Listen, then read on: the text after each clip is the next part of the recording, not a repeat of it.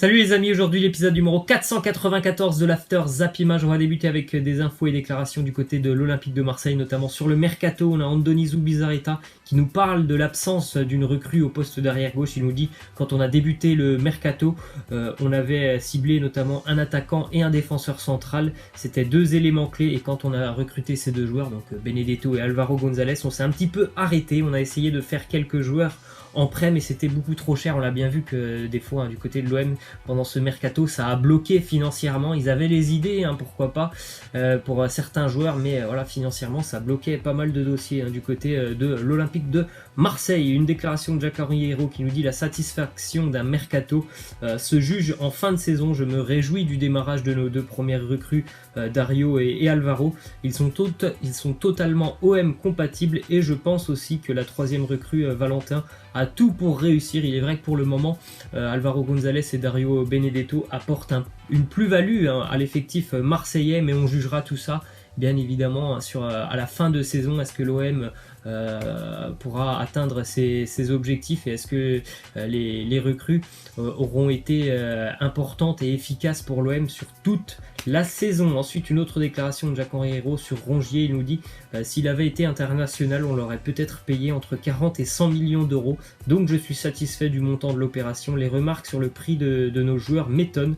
Le prix moyen des arrivées depuis qu'on est à Marseille est de 11 millions d'euros. Il est vrai qu'au début des négociations, le FC Nantes demandait 20 millions d'euros pour Rongier, donc c'était quand même assez élevé. Il n'est pas parti pour 20 millions d'euros, tant mieux, parce que je pense que pour le moment, Valentin Rongier, il ne vaut pas 20 millions d'euros.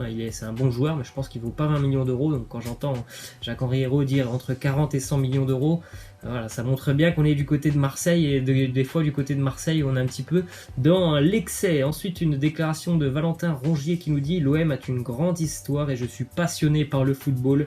Je vais vivre ça comme un gosse mais en professionnel et c'est le club qui va me permettre de grandir et de franchir ce cap. C'est déjà une évolution quand même de passer de Nantes à Marseille. Les objectifs aussi ne sont pas les mêmes, donc forcément le rendement sur le terrain, on attend beaucoup plus du côté de Marseille que du FC Nantes. Donc voilà, Valentin Rongier, ça va être je pense une année charnière pour lui. Ensuite, on peut jeter un petit coup d'œil au 4-2-3-1 d'André Villas-Boas, puisqu'il l'a évoqué en conférence de presse. André Villas-Boas, l'OM ne joue pas en 4-2-3-1 pour le moment, mais en tout cas il en a parlé, l'entraîneur, donc vous pouvez faire un petit arrêt sur image si ça vous intéresse. Benedetto seul en pointe, Payet numéro 10, Thauvin sur le côté droit, il est en train de reprendre Florian Thauvin, Radonjic à gauche, et pourquoi pas au milieu de terrain Rongier, Strootman ou alors Sanson Lopez. Ensuite, une déclaration de Fabregas sur Kylian Mbappé. Il nous dit: c'est clairement le crack du futur, il est rapide, explosif, mais en plus très intelligent pour se démarquer. Thierry Henry et Diego Costa étaient deux cracks qui faisaient également ça. Lui, on voit qu'en plus il a faim, il sait profiter de sa puissance. Il est vrai qu'il s'est quand même étoffé, Kylian Mbappé, depuis qu'il est au Paris Saint-Germain. À Monaco il était un petit peu frêle, maintenant on voit quand même qu'il a un gabarit assez imposant et qu'il arrive à bousculer les défenses. En plus d'être toujours très rapide, il arrive quand même à bien peser aussi dans les duels, donc il est vraiment en train de devenir encore bien plus complet. Ensuite, une déclaration de Léo Dubois qui nous dit: il y a beaucoup de joueurs qui jouent dans de très grands clubs, c'est à moi d'être performant en championnat et en Coupe d'Europe. Je vais faire les meilleurs matchs possibles afin d'essayer de revenir en équipe de France. Il me semble quand même que au poste de défenseur, peu importe que ce soit latéraux ou défenseurs centraux du côté de l'équipe de France, c'est assez ouvert, on va dire. Donc bien évidemment il y a plusieurs options pour Didier Deschamps et Léo Dubois en est une.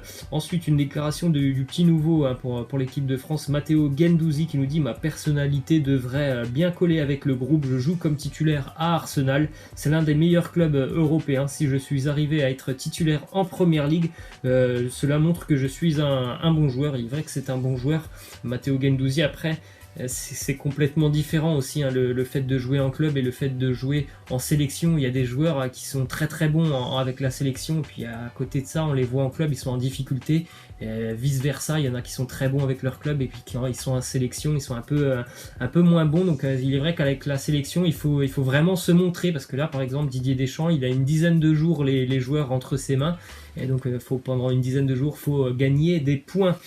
Ensuite, une petite info concernant l'Olympique Lyonnais. Youssouf Koné est suspendu 3 matchs, dont un avec sursis, suite à son expulsion face à Montpellier, c'était il y a une semaine. Il a déjà purgé un match, c'était le week-end dernier, et puis le week-end dernier, donc face à Bordeaux, Thiago Mendes a été lui aussi exclu. Il va écoper donc d'un match de suspension donc dans une semaine. Une arrivée du côté d'Amiens. Fousseni Diabaté, attaquant de Leicester, est prêté 1 an sans option d'achat à Amiens. Bon, il est très peu expérimenté, hein, Fousseni Diabaté, très peu joué avec Leicester l'année dernière. Il a d'ailleurs été prêté en Turquie à Sivasspor. On continue avec le FC Barcelone qui va tenter de mettre un plan à l'œuvre pour récupérer Ousmane Dembélé. Le club veut le fortifier physiquement et mentalement. Sans Neymar, il doit être la clé pour le Barça. C'est vrai que peut-être que si Dembélé avait voulu rejoindre le Paris Saint-Germain, peut-être que Neymar serait à Barcelone. Donc voilà, après il avait un contrat, donc il était dans son bon droit, on va dire, hein, de refuser d'être transféré du côté de Paris. Donc maintenant le Barça va compter sur lui, ça c'est évident, mais va surtout tenter de le changer un petit peu, parce qu'on sait bien que c'est quelqu'un de physiquement d'assez fragile, Ousmane Dembélé, régulièrement blessé, et qu'en plus de ça, niveau de l'implication dans son travail, il y a quelques erreurs, donc il va certainement être encore mieux entouré. En tout cas, c'est ce que le Barça espère, notamment pour Eric Abidal, qui devrait l'aider encore plus, hein, parce qu'il a besoin vraiment d'être entouré, Ousmane Dembélé, et aussi d'être bien conseillé. Une déclaration de Luis Suarez sur l'arrivée d'Antoine Griezmann, il nous dit: nous l'avons traité de la meilleure façon possible, nous l'avons accueilli comme il se doit, comme notre nouveau coéquipier, et nous lui avons montré l'humilité de ce vestiaire. Je pense vraiment que voilà, l'arrivée de Griezmann, ça s'est plutôt pas mal passé, hein, du côté du vestiaire catalan. Je pense qu'ils n'en ont pas tenu rigueur, hein, de son épisode d'il y a un an, par rapport à la vidéo, et de sa petite prolongation d'1 an avec l'Atlético Madrid. Ensuite, une déclaration de Clément Langlette qui nous parle de Neymar. Il nous dit: il y a eu beaucoup de rumeurs à ce sujet, c'était une période agitée en interne. Enfin, c'est terminé, on va pouvoir travailler sur la durée et se projeter un peu plus facilement. Il est vrai que peut-être ça a un petit peu aussi déstabilisé, hein, du côté du Barça, cet éventuel retour de Neymar, parce que les Catalans quand même ont fait un début de saison assez compliqué. Alors oui, je sais, il y a quand même beaucoup de blessés, mais il est vrai que voilà, d'avoir toujours pendant les 2 mois de l'été entendu parler du retour de Neymar, ça n'aide pas forcément à travailler, on va dire, sereinement. Ensuite, on peut jeter un petit coup d'œil au mercato de l'Atlético Madrid, un mercato assez intéressant pour l'Atlético. On va dire que c'est vraiment un renouveau pour les Madrilènes cet été. Il y a eu beaucoup de joueurs très expérimentés et des joueurs cadres qui sont partis. Il y a eu donc beaucoup de jeunes qui sont arrivés cet été. Pour le moment, début de saison parfait en Liga pour l'Atlético. Ensuite, une déclaration d'Emre Can qui est vraiment dégoûté, hein, du côté de la Juventus Turin. Il a dit: je suis vraiment choqué de ce qui s'est passé, puisqu'il n'est pas sur la liste des joueurs turinois engagés pour la Ligue des Champions. Il a dit: cet été il y avait des discussions notamment avec le Paris Saint-Germain, mais j'ai décidé de rester avec la Juventus. La condition préalable pour rester était que je sois en Ligue des Champions. Donc visiblement ils lui ont promis une place en Ligue des Champions, alors que lui il aurait pu partir. Et voilà, il n'est pas dans le groupe pour la Ligue des Champions, Emre Can. C'est pour ça il est vraiment dégoûté et très énervé envers ses dirigeants. Il a fait une autre petite déclaration. Il nous a dit: par respect pour le club et mes coéquipiers, dont le succès a toujours été ma priorité, je ne dirai plus rien et je vais continuer de me battre sur le terrain. Donc voilà, il veut quand même essayer de passer à autre chose, mais en tout cas la pilule a du mal à passer, hein, pour Emre Can, qui ne participera pas à la Ligue des Champions. Ensuite, déclaration d'Alexis Sanchez qui nous dit: je voudrais remercier mes coéquipiers, c'est un groupe formidable et ils m'ont accueilli dès la première séance d'entraînement. Je suis ici pour aider l'équipe à gagner quelque chose parce que je veux me battre. Il est vrai que ça sera intéressant aussi de suivre l'Inter Milan cette saison, parce que vraiment il y a un effectif assez intéressant, un entraîneur aussi qui connaît bien la Serie A, donc pourquoi pas titiller la Juventus. On continue avec une déclaration de Jadon Sancho qui nous dit: un retour en première ligue, je ne peux pas savoir ce que me réserve l'avenir, mais cela ne me dérangerait pas. C'est pareil pour le championnat espagnol. mais pour le moment je suis juste content de pouvoir jouer et c'est l'essentiel. Il est vrai que s'il quitte Dortmund, je pense que ce sera très très cher pour Jadon Sancho. C'est un petit peu le détonateur du côté de Dortmund. Excellent buteur, excellent passeur, donc c'est vraiment un joueur complet et qui en plus de ça est encore très très jeune. Ensuite, une petite image assez sympa, Benjamin Mendy qui a posté une photo sur Instagram où on le voit avec un pantalon un petit peu spécial.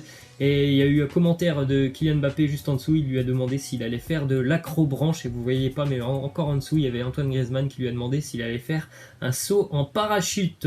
Ensuite, une déclaration de Javier Zanetti sur Adriano, l'ancienne star brésilienne. Il nous dit: on n'a pas réussi à le sortir de sa dépression.